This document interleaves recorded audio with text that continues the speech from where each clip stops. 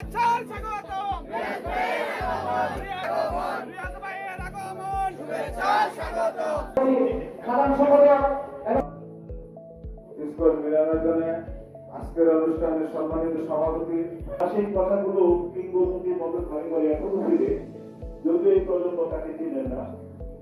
তো আমরা একটি ফাউন্ডেশন করেছি আমার মহবুব পিতার নামে বলি তাদের নেতৃত্বে এই 5ই আগস্টের ছাত্র জনতার অভ্যুত্থানের মাধ্যমে ফ্যাসিস্ট আওয়ামী সরকার পদত্যাগ করতে বাধ্য হয়।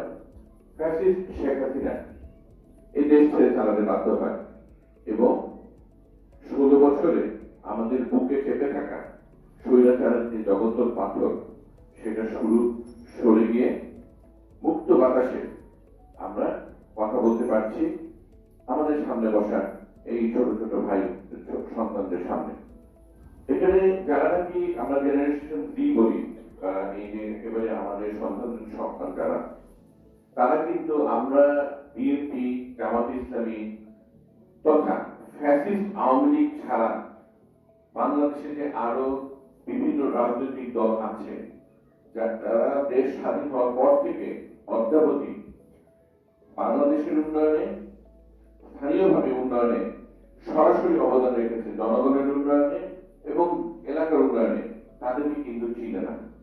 কাজে আজকে আমি একটা সুযোগ পেয়েছি, এই জন্য দুটো কথা বলতে চাই।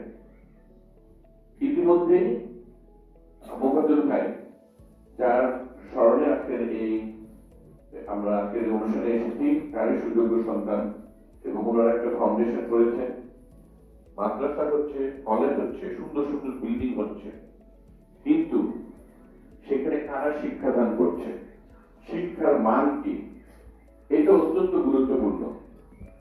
আমরা যদি মানসম্পন্ন শিক্ষক না উপহার দিতে পারি, তাহলে আমরা ভালো ছাত্র কোথা থেকে পাবো, ভালো ছাত্রী কোথা থেকে পাবো, এবং ভালো ছাত্রছাত্রী যারা নাকি শিক্ষা জীবন শেষে কর্মজীবনে প্রবেশ করবে, সেটা বা কিভাবে সম্ভব হবে।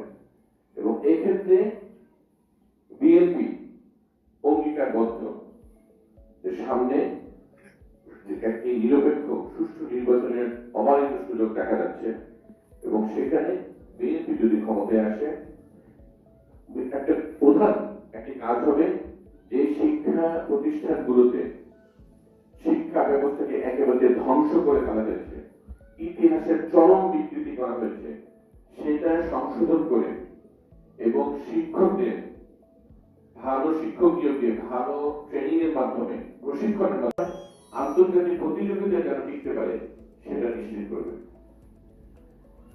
আমরা কাছে যেতে চাই, আমাদের সন্তান যারা আছে ছাত্রদের তাদের কাছে যেতে চাই। এই যে উনি কাপাসের কথা বলেন, যে কাপাসের ব্রিজ, রাস্তাঘাট, স্কুল, কলেজ, মাদ্রাসা, আমার মরহুম পিতা বীর হান্নান শাহ, আমার দাদা, ওনাদের যে অবদান, এটা কিন্তু আপনারা জানেন না। এবং আমি বলছি না যে তাদের অবদানের জন্যই আপনারা আমাদের প্রতি ঝুঁকবেন, না। আমরা কি করছি, আমরা আপনাদের কাছে আসার চেষ্টা করছি নাকি, আমরা আপনাদের কল্যাণে কাজ করার চেষ্টা করছি নাকি, সেটা আপনারা খেয়াল করবেন এবং সেটাকে দয়া করে আপনারা মূল্যায়ন করবেন। আমি বক্তব্য আর দীর্ঘায়িত করবো না। এই ফাউন্ডেশনের উত্তরোত্তর কল্যাণ কামনা করে এবং আজকে যারা আয়োজক আছেন তাদেরকে এই অনুষ্ঠানে আমাকে আমন্ত্রণ জানানোর জন্য ধন্যবাদ জ্ঞাপন করে এবং মরহুমের রুহেরা তার মাগফিরাত কামনা করে আমার বক্তব্য শেষ হচ্ছে। ধন্যবাদ। আসসালামু আলাইকুম ওয়া রাহমাতুল্লাহি ওয়া বারাকাতুহু। আয় আল্লাহ, আজকের প্রধান অতিথি আয় আল্লাহ, আমরা আপনাদের জানাই আল্লাহ তাআলা সবাইকে ক্ষমা করে দিন। রব্বুল আলামিন আমাদের দোয়া দরখাস্ত করে কবুল করে মঞ্জুর করবেন। আল্লাহ আমাদের সকলকে ন্যায় পথে চালাবেন, সুপথে চালাবেন। আয় আল্লাহ আমাদের সকলকে সুস্থ কর্মসূচি আল্লাহ